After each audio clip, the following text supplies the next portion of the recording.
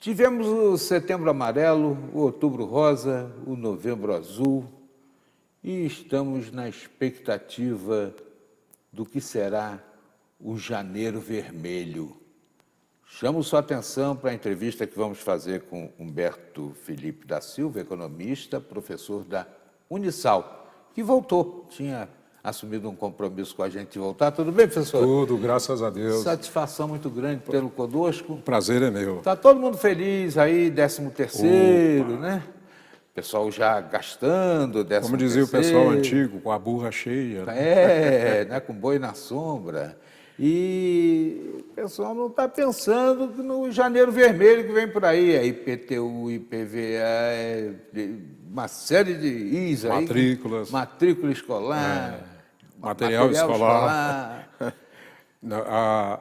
Tem que ter um cuidado, né? Porque esse é um período de festa, de luzes, de alegria, de muita bebida, né? De se beber, e comemorações.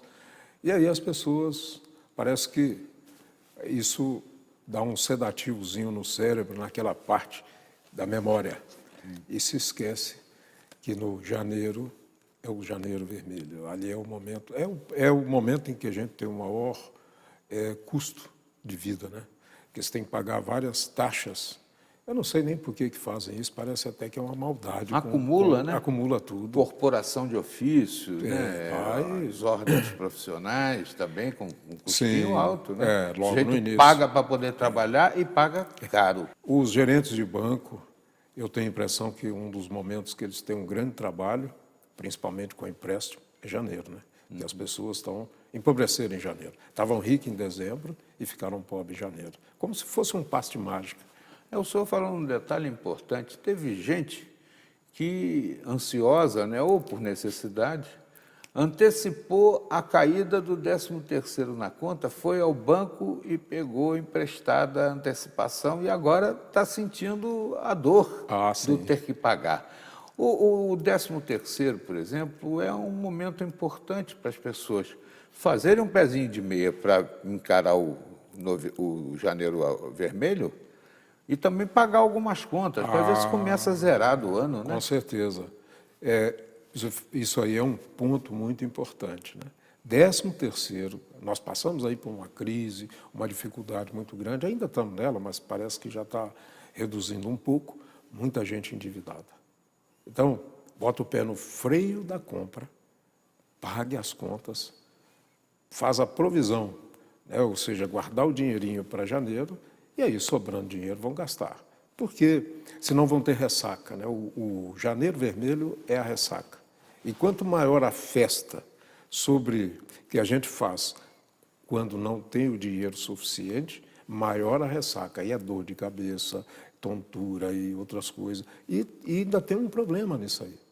É porque quando gasta dinheiro demais e não tem o recurso, daí vai ter que pagar com psicólogo, com remédio, com outras coisas, não consegue dormir, então é uma coisa agravante. É bom ter um cuidado com isso, né?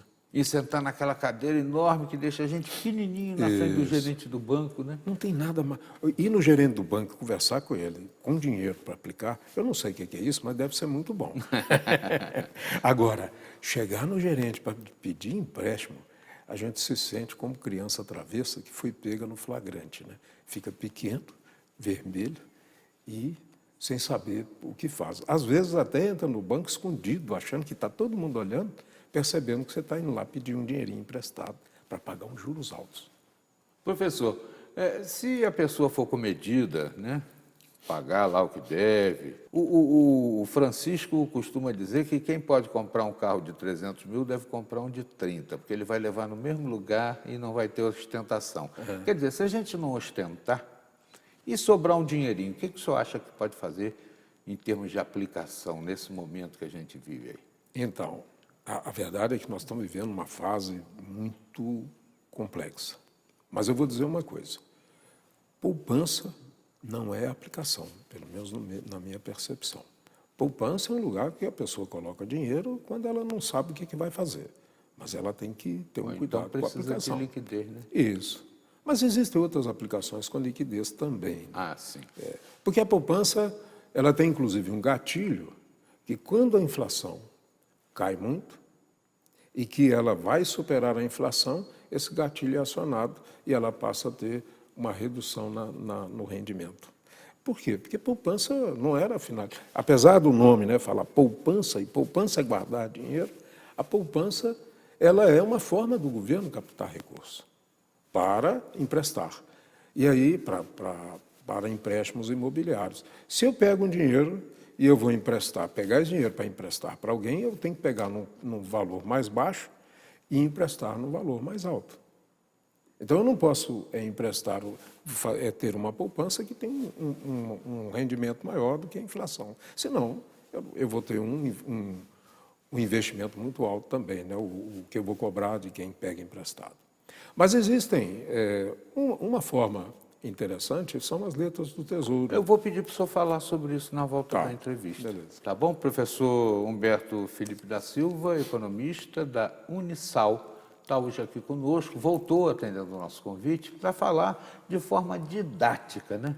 O que você pode fazer com esse dinheirinho que vem aí, uma espécie de sobra no fim do ano, na expectativa de um janeiro vermelho, já, aqui.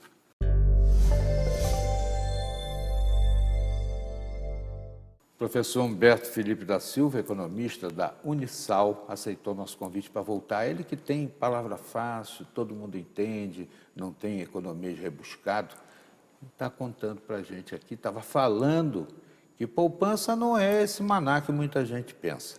Talvez seja a forma simples, né, do pequeno investidor que está ali com necessidade de pegar o dinheiro 30 dias depois, na rapidez, quer ficar livre de botar no imposto de renda, né? Mas tem coisas melhores, como o senhor estava falando, letras do... Então, são as letras do Tesouro. Ah, sim. Na realidade, eu sugiro que investimento é algo muito difícil. Existem pessoas especializadas nisso. Vai procurar alguém especializado, um corretor. Eu estou dizendo para quem tem um valor um pouco maior.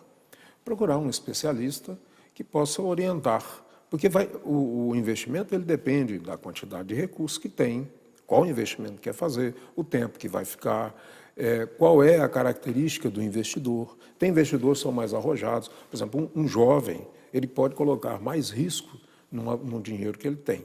Pode fazer um investimento de risco. Uma pessoa mais madura, mais velha, ela não pode colocar o dinheiro que ela tem em um investimento de maior risco. Então, o ideal é procurar um especialista. Uma forma também, que é melhor do que a poupança, é a letra do Tesouro, e hoje é possível colocar dinheiro a um preço mais baixo. Sobre a poupança, eu queria chamar a atenção de uma coisa. É que, normalmente, a gente fala, a poupança está em liquidez, mas é uma liquidez também relativa.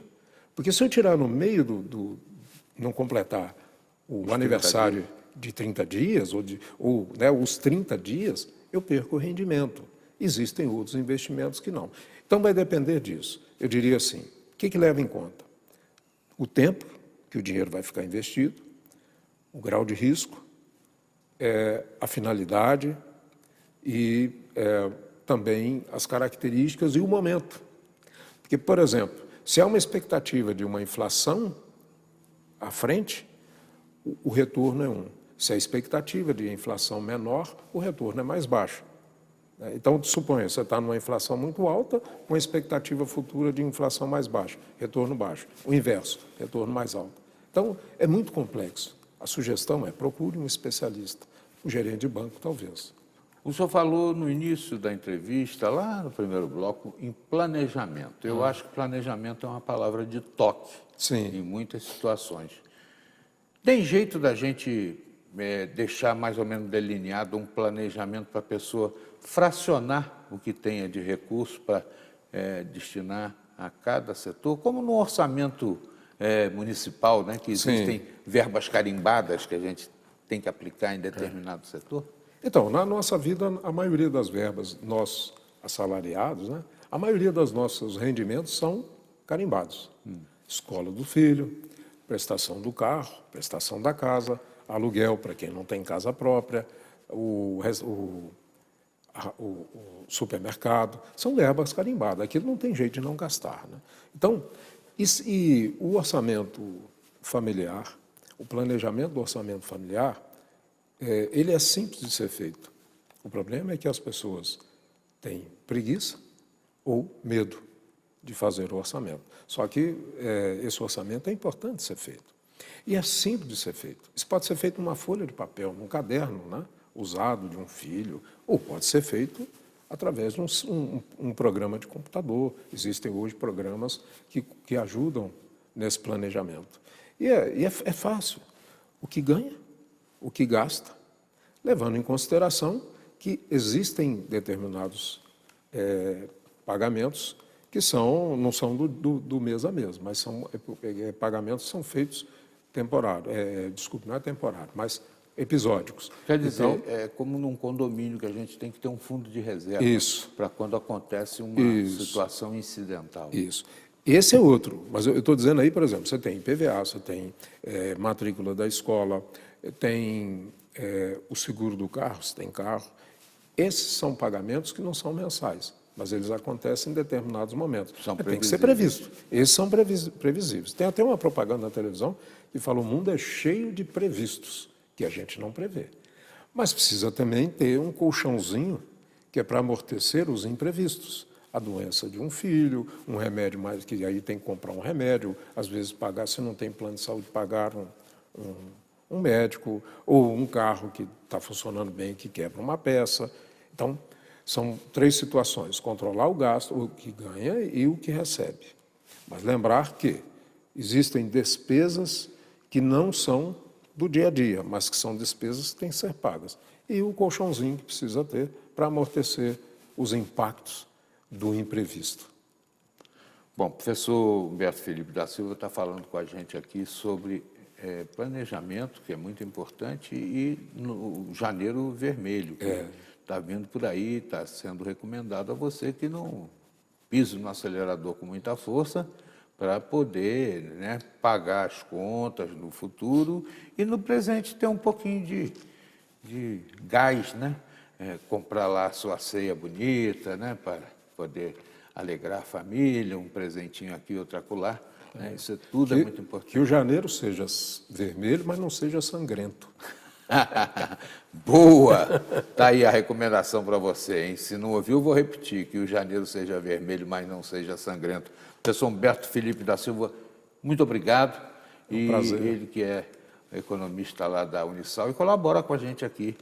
Vai voltar mais vezes, certamente. Com certeza. Fala o que a gente precisa entender.